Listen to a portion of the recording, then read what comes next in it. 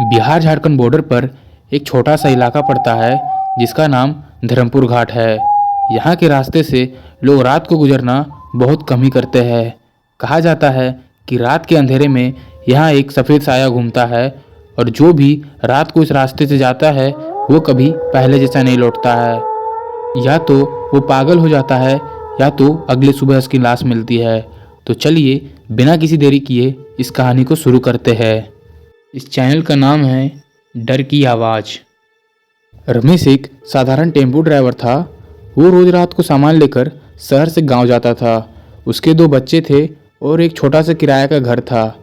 लेकिन एक बात रमेश के अंदर हमेशा से थी, वो बहुत बहादुर था। वो कहता था भूत वूत कुछ नहीं होता, बस आदमी का दिमाग खराब होता है इससे। पर उस रात उसका ये भरोसा टूटने वाला था। रमेश ने देवघर की तरफ से सामान भरा और रात 12:30 बजे वहाँ से निकल गया। सड़क बिल्कुल सुनसान थी, ना कोई दुकान खुली थी और ना ही कोई इंसान था।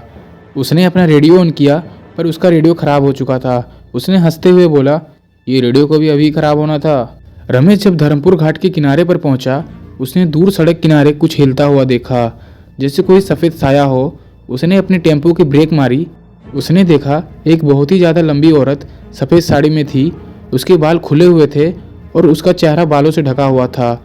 रमेश ने सोचा कि शायद कोई एक्सीडेंट हुआ होगा और वो धीरे धीरे टेम्पो उस औरत के करीब ले आ रहा था। पर जैसे ही लाइट उस औरत पर पड़ी, उसने देखा कि उस औरत के पैर उल्टे थे। इसे देखते ही रमेश का गला सूख गया। उसने तुरंत गियर डाला और टेम्पो को तेज भगाने लगा। तेज भागते हुए उसके कान में किसी लड़की की आवाज़ आई, भैया रुक जाओ। उसने पीछे नहीं देखा पर अगले ही सेकंड वो औरत बिल्कुल रमेश की टेम्पो के सामने खड़ी हो गई। रमेश ने इसे देख के जोर से ब्रेक मारा। वो औरत धीरे धीरे टेम्पो के पास आई। उसका चेहरा पूरा ढका हुआ था और उसने रमेश को बोला, भैया मुझे घर जाना है। उसकी आवाज़ अजीब थी, जैसे कई आवाज़ें एक साथ बोल रहे हो। रमेश इसे देख के कांप जाता है। रमेश ने डरते डरते बोला, बहन जी मैं रुक नहीं सकता, रात बहुत हो गई है। वो औरत मुस्कुराई, चेहरे पर परछाई फैली हुई थी और फिर वो पल भर में गायब हो गई। रमेश ने तुरंत गाड़ी तेज की, पर कुछ सेकंड बाद टेम्पो के पीछे से खटखट की आवाज़ आने लगी। रमेश का दिल जोर से धड़कने लगा। उसने शीशे में देखा, वही औरत टेम्पो के पीछे लटक कर साथ दौड़ रही थी।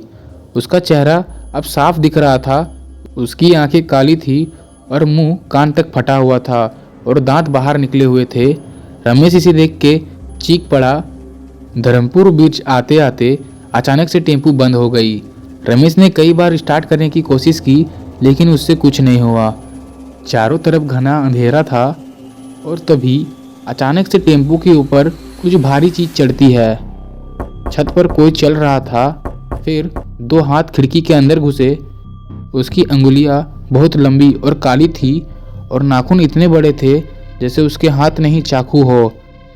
और फिर वही आवाज़ उसे फिर से सुनाई देती है, भैया मुझे घर छोड़ दो। रमेश ने डर के मारे आंखें बंद कर ली। रमेश की माँ ने कभी उससे कहा था कि अगर मौत कभी सामने लगे तो भैरव बाबा का नाम लेना। रमेश जोर से चिल्लाया, जय भैरव बाबा। जोरदार हवा चली, सफ़ेद धुआं चारों ओर फैल गया और तभी वो औरत अचानक से गायब हो गई। अचानक टेम्पो स्टार्ट हो गया। रमेश ने गियर मारा और फुल स्पीड से वहाँ से भाग गया। सुबह 5 बजे रमेश जब गांव पहुंचा, वो कांप रहा था और पूरी तरह पसीने से भींगा हुआ था। गांव वालों ने कहा, तुम रात को धर्मपुर गए थे क्या? फिर सरपंच ने कहा, बेटा 7 साल पहले एक लड़की का मर्डर हुआ था वहाँ पर। उसने लिफ्ट मांगी थी पर किसी ने नहीं रोका था। तब से वो रात को वहाँ भटकती है और जो भी वहाँ रुक जाता है उसे अपने साथ ले जाने की कोशिश करती है। रमेश की आंखों से आंसू आ गए। उस दिन से वो कभी रात को उस रास्ते पर नहीं जाता है। तो इस कहानी से हमें सीख मिलती है कि कभी कभी रास्ते खाली नहीं होते, हमें दिखे या ना दिखे। तो दोस्तों, अगर आपको ये वीडियो अच्छा लगा तो मेरे चैनल को सब्सक्राइब करके इस वीडियो को लाइक कर दीजिए। मिलते हैं नेक्स्ट वीडियो में, तब तक के लिए बाय बाय, टेक केयर।